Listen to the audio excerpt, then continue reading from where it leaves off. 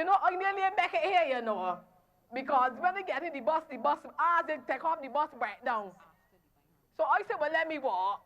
So I start walking up the road from all the way down by Treeside Road. I see a fella with a truck. I said, my man, I need to get to Larda Court. You can give me a drop? He said, well, you can't get in the front car. My wife and child are here. You got to get in the back with the sheep. I said, well, no problem. I can get in the back with the sheep. So I get in the back. The sheep look at me and they look at the sheep. He look at me and they look at him. Anyhow, when we get here, he tell his skipper, let me off right here. So when he get off, he come out, he let me out. He said, wait, man, I'm with the sheep. I said, oh, shoot. You sheep drop off all the way down the road. He said, you mean to tell me my sheep drop off and you don't tell me nothing? I said, skipper, if it me that drop off the sheep, they gonna tell you nothing neither. Love Poetry and Song, a non-profit concert produced by the Barbados Government Information Service, brings together a number of artists performing poetry, song, dance, and drama. The show, which was first held in February 2012, was organized to highlight the work of the HIV Food Bank and to raise funds for clients of the food bank. It was also organized to bring about greater awareness of the need for safe sex and to eliminate stigma and discrimination against persons living with or affected by HIV or AIDS.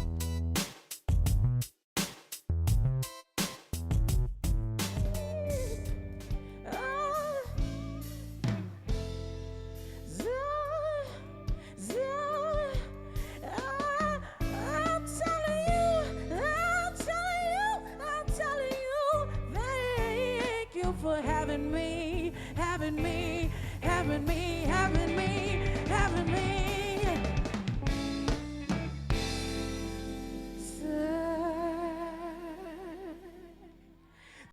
For many years, the Barbados Government Information Service has used creative ways to assist the HIV Food Bank in its fundraising efforts. All right, the HIV Food Bank was conceptualized back in 1992 out of a project that came about in the hospital, Queen Elizabeth Hospital, a group of nurses, namely Miss Ashley Innes, working with persons who were HIV positive at that time or who had full-blown AIDS, and where people not fully understanding the disease, we found, well, she found, her and her colleagues found back then the stigma and discrimination was at such a height that those persons were, you know, they were put out from their homes or their families were disowning them, so they're basically left to die alone.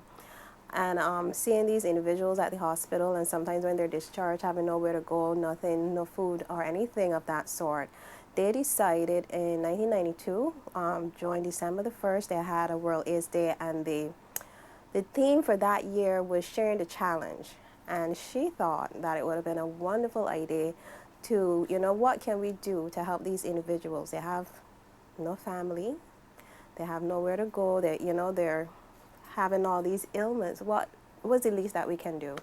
So she got together and they planned a food drive at that time, which they got together with their colleagues and other people in the hospital and decided that they'll, you know, collect some food items for these individuals and just give them as a, you know, something just to help them out.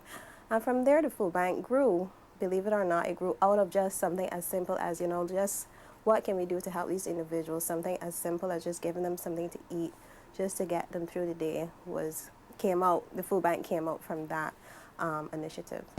Everybody asks me why I'm smiling up from ear to ear, but I know, hey, nothing's perfect, but it's worth it after fighting through my fears, and finally you put me first, baby, it's you, you're the one, ain't nobody loves me better, makes me happy, makes me feel this way, ain't nobody loves me better, makes me feel so good with pleasure, makes me feel so good with pleasure, feel the world.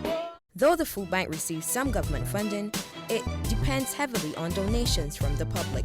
Ministry of Health support us a lot. They provide us with structure, and they also provide us partly with fundings at times, especially when donations are forthcoming, they're not coming in as often, then we could still, Ministry of Health is still there to assist us, of course. But the whole aim of the food bank really, well, part of the aim of the food bank, I should say, is to, through education, to get people in the society, in the community, to assist persons with HIV/AIDS, you know, by attacking that stigma and discrimination from one point. Whereas the other point, as we fall under the Ministry of Health Positive Prevention, Care and Treatment and Support Program, then we're also able to help persons who are HIV as part of their treatment. Nutrition, that's what the food bank will fall under the nutrition area. And therefore, it's kind of like you know, assisting those who are HIV, but also getting the public to be aware of, okay, we get brand about this awareness of HIV and stigma and discrimination by getting you to want to donate to what we're doing here.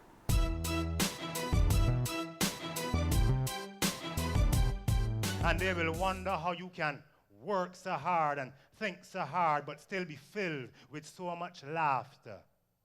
It's because art is life, and life is the real art that the true artist seeks to master. Any true artist in the house? Everybody should be screaming, as long as you're alive, your life is your art. Are there any artists in the house? And when I speak of interdependent love, I'm not talking about that I love you because you love me kind of love. I'm talking about that I love you because of who I am with you love. For I too have a dream and believe in the words of Dr. Martin Luther King. Independent people who do not have the maturity to act and think interdependently do not come for the paradigm of interdependence necessary to be successful in marriage and family. A referral has to be made, and that can be whether they're seeing their doctor or their nurse or some healthcare professional. They may be even seeing their social worker for one issue, and realizing that social worker or that healthcare professional may see that there's a need also for food assistance. And of course, first you have to have a diagnosis of HIV. And so therefore, when you meet at our clinics, again under the Ministry of Health Care, Treatment and Support Program, if you are met at our clinics and they're seeing a need for nutrition, you might be having poor nutrition again because you're unemployed, you're underemployed, you're having a host of complications that is preventing you from even eating well or getting out to work. Once those things are pinpointed at point of entry at our clinics or with one of our healthcare professionals, then they're referred to the social worker, who then does a needs assessment, because then she needs to sit down and see, well, yes, you do definitely need this assistance, and then therefore then they'll come over to us for that assistance. So we try, it's not every person that's HIV positive that's going to come in here and get food. No, we see the need for it, and then we work with you to see what's going on. 'Cause without him your life goes on. Without him your life goes on. Without him your life goes on. Still around. You're still a flower. Oh, yeah. Baby girl.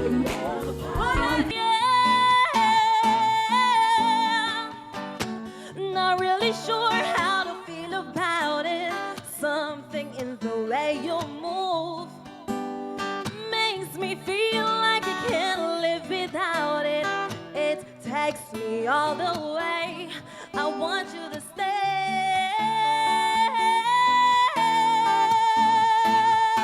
There are specific types of items needed at the food bank. We normally focus on non-perishable items. For many reasons, it's better to control as it relates to food safety, both here as well as for our clients. So we ask for non-perishables. That includes your canned items, your dry goods. Sometimes we take toiletries, such as bath soap, toilet paper, things like, as well as things like bleach or dishwashing liquid, salt powder, those kind of things. But we mainly focus on the food because that is what we really try to help our clients with. Getting food, getting nutrition in, good nutrition by using the food items to assist them to manage their weight or during times when their appetite is poor or just different complications that comes along with HIV, as well as side effects of medication. The pretty dresses, expensive shoes, and makeup don't mean a damn thing, because when they strip you down to nothing, you are everything. And I want you to be strong, confident, and proud in who you are, can be, and will be. To destroy every obstacle in your path with decorum and savvy, and never cower to the pressure of becoming a bad witch, because that's the kind of woman you keep around strictly to scratch and itch, and you are wife material easily. You see, all of we here coming together under these stars sharing the stage, awakening heirs, eliminating fears, and creating awareness in a community through an alternative culture of education against desensitized discrimination through love, poetry, and song. And although I don't sing many love songs, poetry is my thing, so I can fling fluent fire through lipstick in your ear, jump to a speaker hammer when I done. All inside you will be sparked by the stimulation of the sensation of edutainment. Nutrition is one of the most important areas as it relates to any disease state. You want to get the person at a state of where they're able to manage their disease, and with HIV is even more important because the immune system is what is highly attacked. Therefore, you want to build a healthy base, whereas you want to get your clients eating healthy, get to a healthy weight, because weight management is one of the complications. You have things called like wastage syndrome, where patients are rapidly losing weight, and to get that weight up is extremely hard.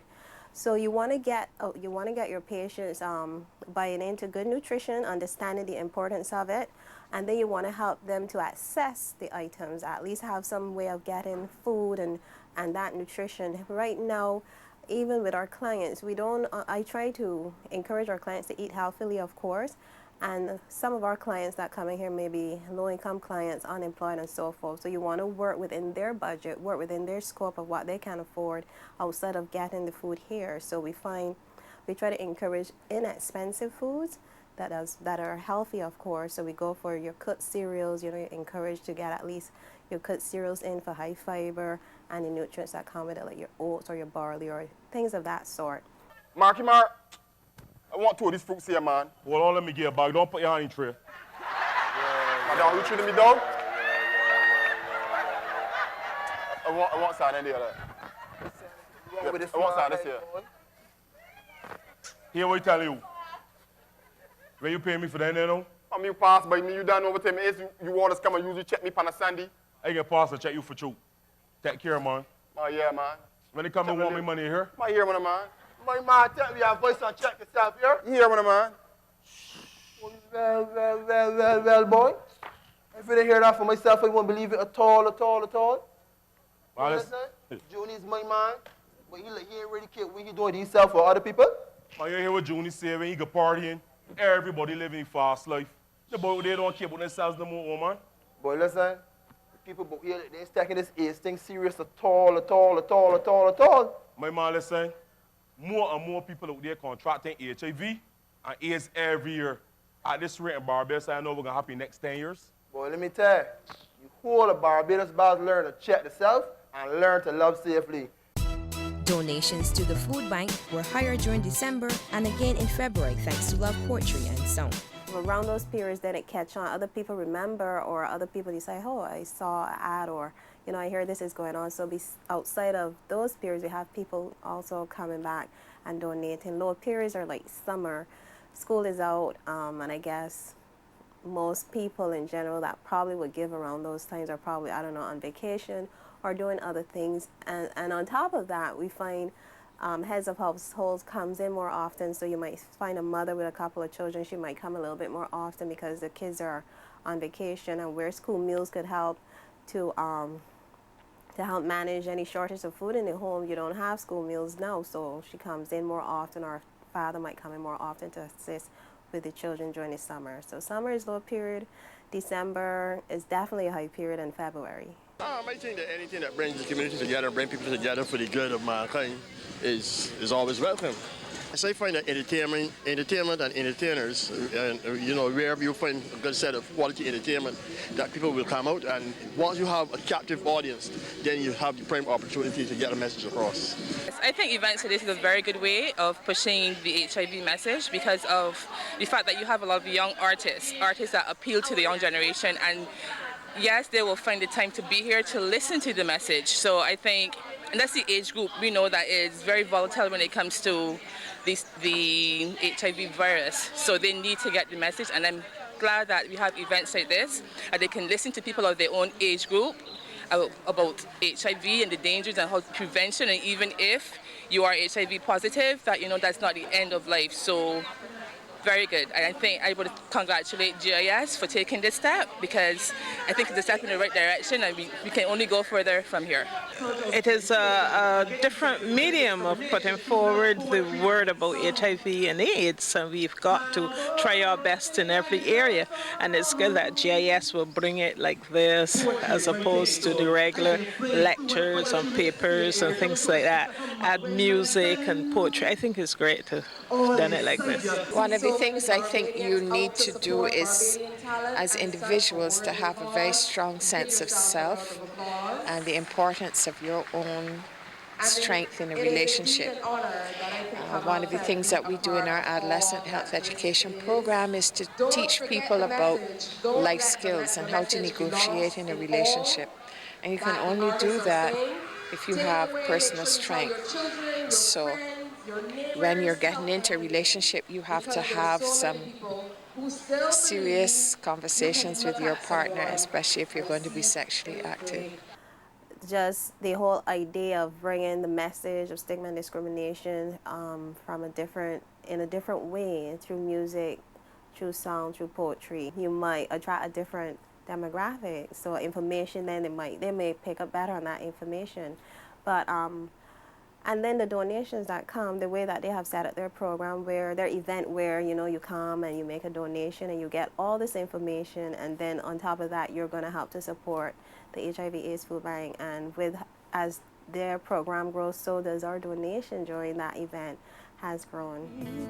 But I knew that day would come when I found someone to share my life. What a beautiful surprise. All my life was something right. So what a beautiful surprise. I've been waiting so long. Oh yeah. Ooh. I've been waiting so long. But I knew that day when I found to share my life. What a beautiful surprise. But I love you. Say it again and again and again. I love you. I love you. Yeah. Say it again and again and again. You're my heart. You're my soul. You're my everything. Say it again and again and again. Yeah. But I think the biggest thing that we can do to help them is help get the message across that HIV is not a death sentence. You're not a leper. And there are people living long, healthy, productive lives after having a HIV positive diagnosis. People getting married, people holding down jobs, people having children, all while being HIV positive. A person who's HIV positive could end up coming to my funeral or your funeral, So once people understand that, then it takes away some of that fear and apprehension that people have.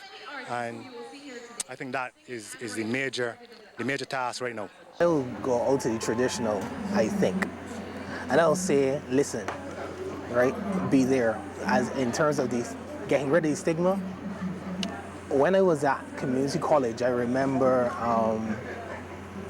this couple came into the auditorium while my friends and I were in there doing some stuff. We were worshiping and stuff at that point in time. It was like a Christian fellowship of the group, that kind of thing.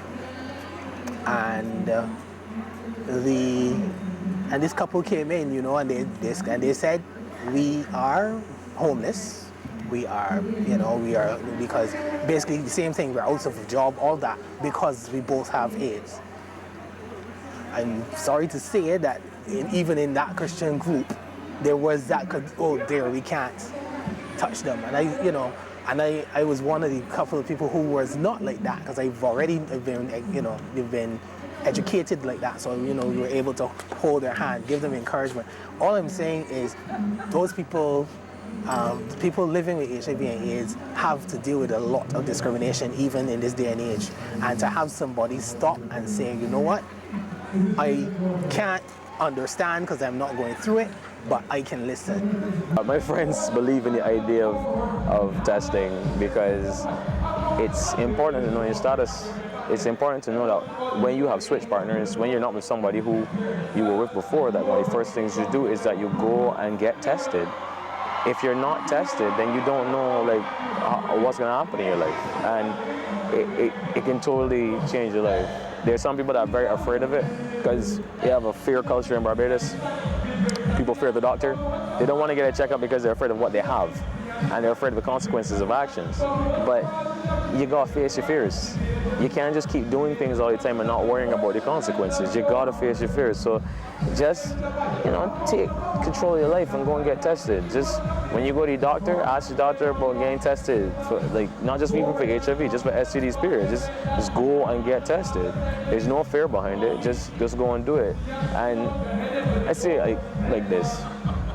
If you love somebody and you're willing to put yourself before somebody else and you're willing to do all these other things for somebody else, why can't you do those things for yourself? Take care of yourself. You need to love yourself first. So you always need to love yourself, and if you love yourself, you're not going to put yourself in any risky situation. So I think it's very important to love yourself before you try to love someone else. And love yourself enough to protect yourself. As I said before, I am a firm believer in abstinence. I don't think that you should be speedy and rush into anything because, somebody can be here today and gone tomorrow. And I just think that it is best to wait until you are going to be with one partner and that partner is just going to be with you. And I think you should still protect yourselves even then. For young people, my first advice would be to abstain. Don't just get a fast heartbeat and tell yourself you're in love and go after this guy and then find who's not the right guy. Wait till you get to know the person. Make sure that person is right for you, and then build a friendship before the relationship. Because the friendship is very important. People get to understand each other and they employ empathy a lot that way. So it's better to get to know someone, condomize, be wise, safe sex can still be sexy. Okay, I would definitely want to say a hearty thank you to the Barbados Government Information Service and the group of persons that continue to put on the love poetry and song. We know it's drawing a large crowd. Even after the event last year, we still had people calling and asking, and we find this year is the same thing. People will call and say, well, I was at the event and I want to know more about the Adopt a Shelf or more about the food bank. So we find that this event has really caught on. It's really have other people making them aware of the food bank and what we do here. So for that alone, I want to say thank you. Ho! Wipe my sweat off. Oh, pirates, yes, they're rabbi, sent I to the merchant ships. Minutes after they took I from the bottomless pit, but my hand was made strong by the hand of the Almighty. Going forth in this generation, triumphant. Let me see all those cell phones waving. Won't you help to sing? Oh, these songs of freedom. Cell phones, 'cause all I ever had Let me see them cell phone waving redemption song. Say what? I say what? You say, emancipate yourself from mental slavery. None but ourselves can free our minds. No. Have no fear for atomic energy. None of them can stop at the time. How long shall they kill our prophets? What? Oh. Ooh, they say it's just a part of it, but we got to fulfill. Oh, cell phones, I want to see you help to sing. Come on, Barbados. These songs of freedom. Say, 'cause all I ever had, oh, redemption songs, yeah, redemption songs. Take it to that vibe, boy.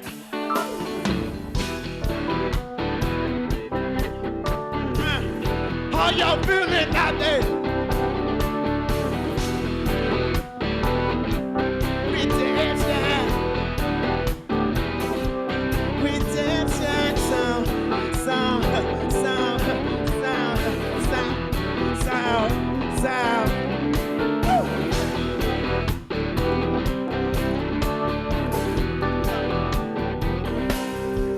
Emancipate yourself from mental slavery. Now, but I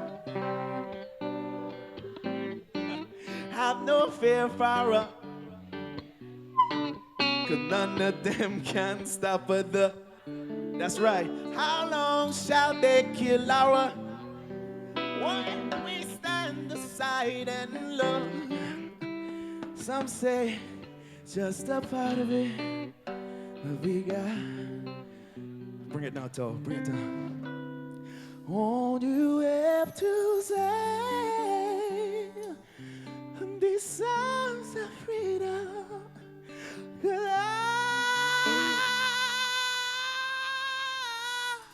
I ever had